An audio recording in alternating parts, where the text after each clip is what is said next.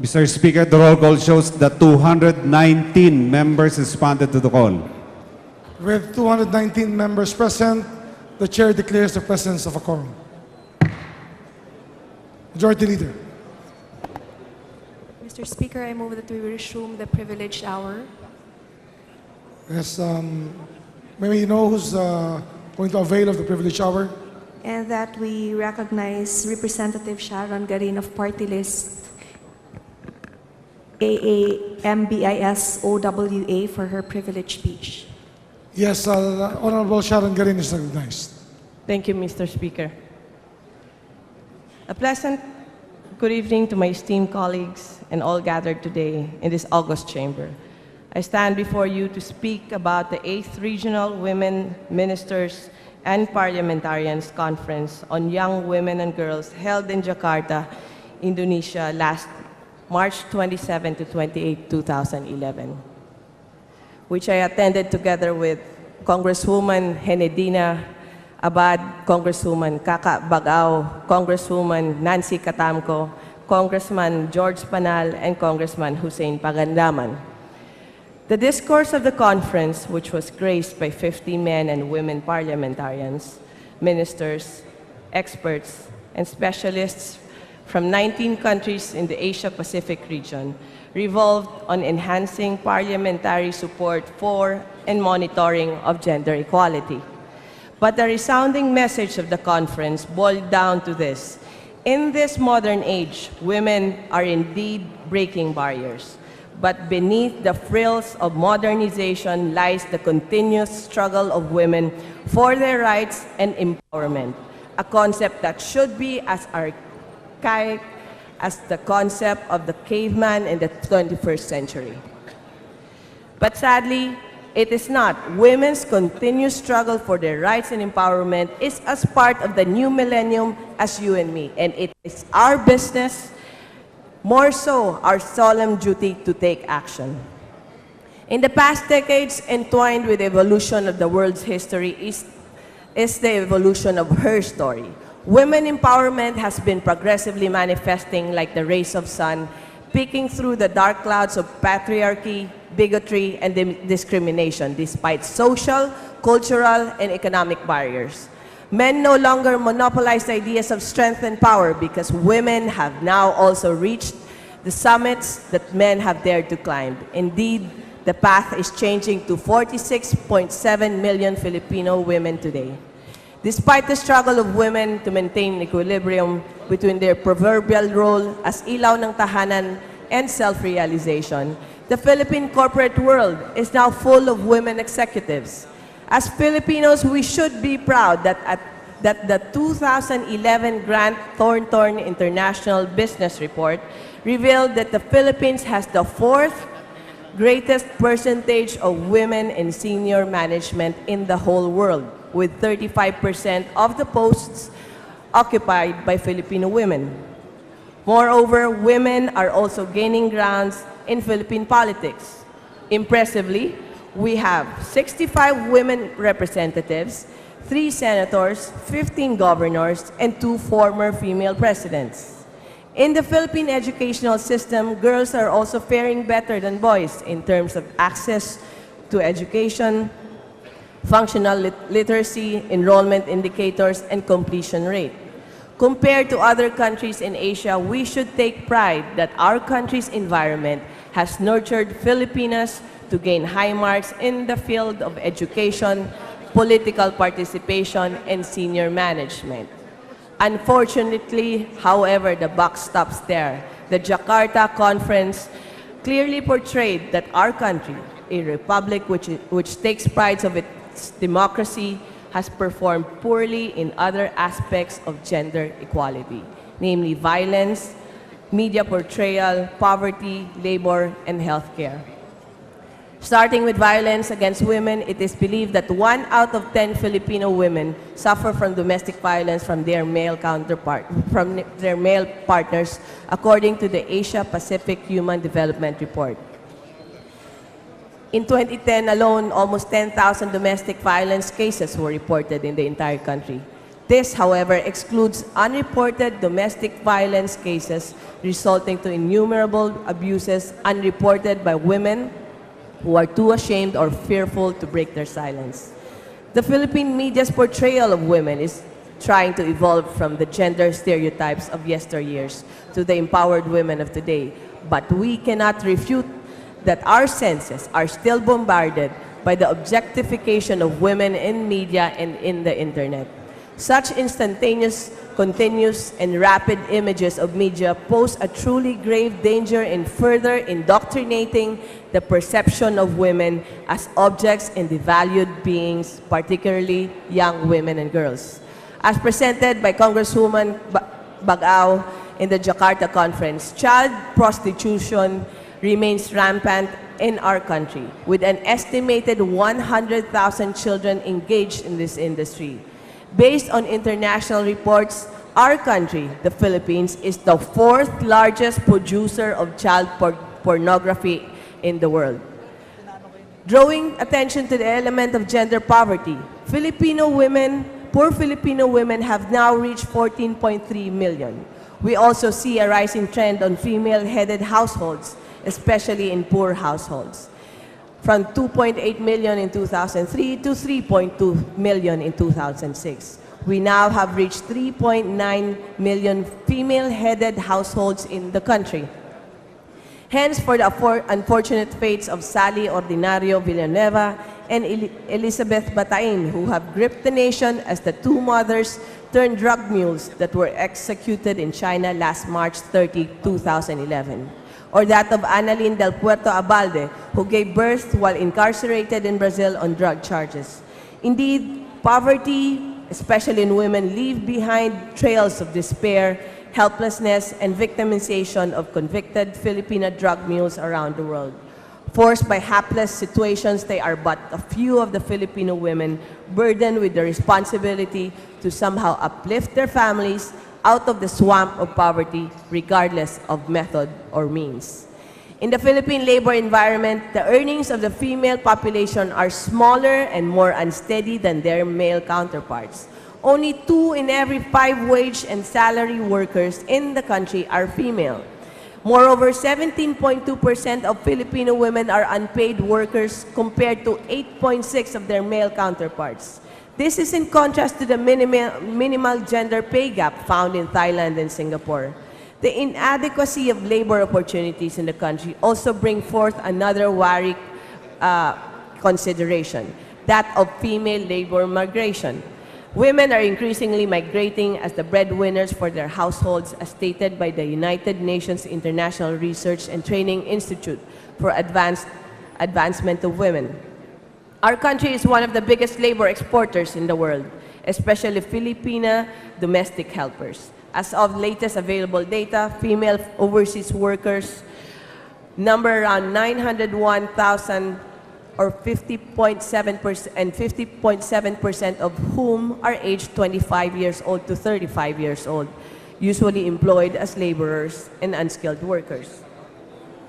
This diaspora of labor force has corresponding risks, especially for women who are vulnerable to maltreatment and horrifying abuses by their employers in foreign lands, especially domestic helpers. Women's health care is also a category wherein Filipino women find themselves disadvantaged. A Filipino woman's life expectancy is 64 years old, lower than that of our neighboring countries, Thailand, Vietnam, Malaysia, and Singapore.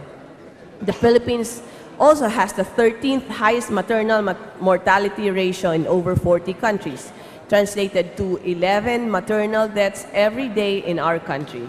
In fact, the Philippines ranks 49th out of 80 countries in the Mothers Index, lagging behind Sri Lanka, Iran, Thailand, Vietnam, and Namibia, to name a few. Hearing all these international facts and figures, we cannot deny that there are still structural and systematic challenges to women's rights and empowerment, particularly concerning young women and girls. We cannot deny that behind the glowing accounts of triumphs our continuous struggles for our legal framework to provide sufficient protection and equal rights to women, a fact that becomes even more glaring when compared to other Asia-Pacific countries. More importantly, we cannot deny that the impediments to women's rights and welfare affect not only the welfare of women, but also that of their children, their husbands, communities, and ultimately the state of our country. Clearly, we cannot deny that our struggle for women's rights is not only a struggle of women alone. In terms of legislative action, enactment of much-needed policies in the Philippines on women's issues is at a snail's pace, moving only an inch at a time. Hence, there is a vital need for the Philippine legislature to work on women's priority legislative agenda, as what is being done by other parliaments in Asia-Pacific.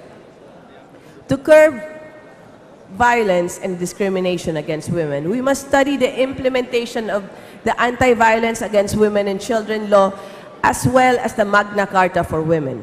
For both the Magna Carta for Women and the Anti-Violence law, much has to be done on its implementation, particularly on the aspects of education, indoctrination, intervention, and prosecution. On media portrayal, there is a significant challenge to gender equality and women empowerment in the Philippines. Is indoctrination of violence and the discrimination brought forth by unfavorable media portrayal of women. A bill is pending in the lower house penalizing any advertising agency, television or radio station and publication which exploit women and glorify sexual violence in its advertisements. Related to this are pending measures amending the Anti-Trafficking of Persons Act. Awareness and campaign in multimedia, especially in social media, play a pivotal role in curbing human trafficking. Media reporting can also bring to public consciousness the gravity and scope of human trafficking in the country. Moreover, we need to address the alarming data on child pornography. This is a situation that calls for immediate action on us leaders and legislators to put a stop to this crime, not only against our women, but also to our children and our entire society. For measures on labor and women, we have Kasambahay Bill, which is included in the priority legislative agenda of the Philippine Commission on Women.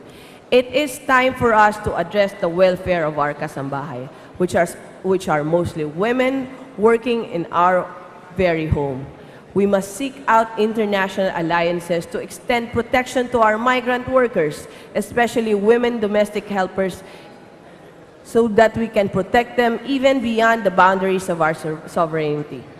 We must support groups like the ILO or the International Labor Organization, which has initiated actions towards harmonization of labor standards for migrant workers of both the home country and the host country. As representatives of the people, we must likewise push for the amendment of the Labor Code to expand the scope of acts of discrimination against women in the workplace and the rationalization of the night work prohibition on women workers. As for health, the RH bill is now pending on the second reading and undergoing plenary debate. Contentious as it may be, the passionate debates and even the bickering on the RH bill have greatly emphasized the poor state of basic ante and postnatal care of women and their children, especially for the poorer sectors of our population. Rich women are able to afford quality prenatal care with ultrasounds, vitamins, regular checkups, blood and glucose screening, education and counseling, and ready access to health care and professionals. These are not luxuries, but necessities for an expectant mother. Necessities that poor women cannot afford, especially without the help of the government. This clearly illustrates the issue of health equity. Even before birth, the child is subjected to inequity in service because of the deficient maternal health care that his or her poor mother receives. It is not surprising that 11 mothers die every day in the Philippines. Apart from these bills, some of the important pending legislative actions are the Marital Infidelity Bill, Anti-Prostitution Bill, and amendments to the Anti-Rape Law of 1997 and Anti-Sexual Harassment Law of 1995.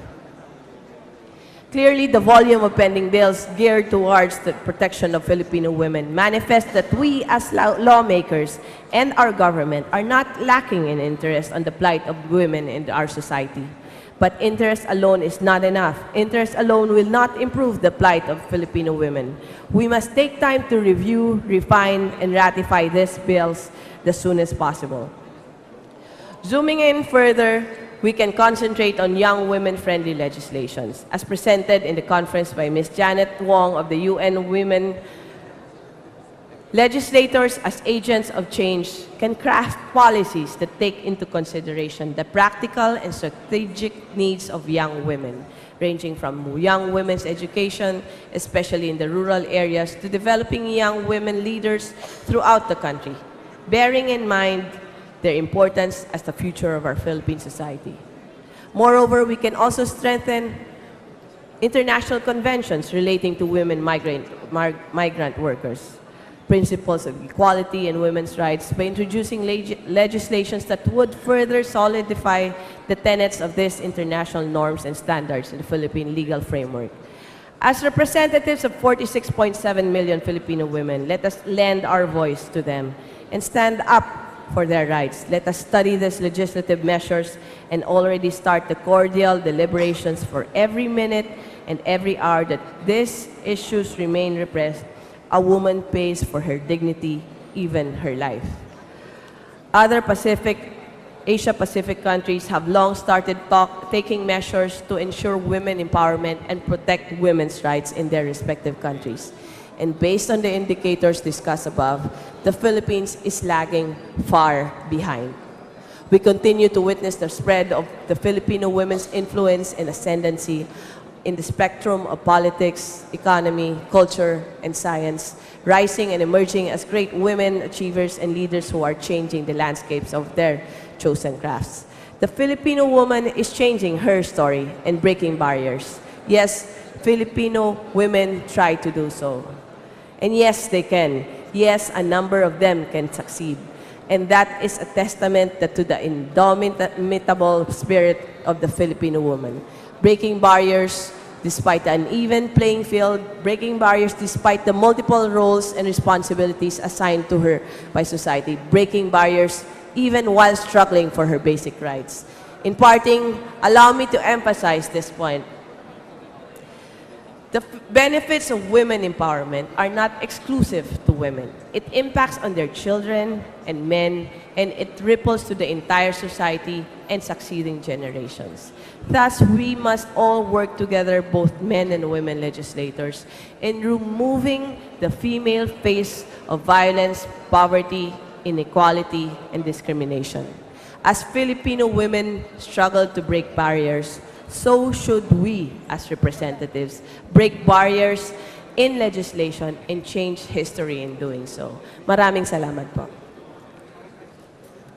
Madam Speaker, I move that we refer the speech of the Honorable Garin to the appropriate committee.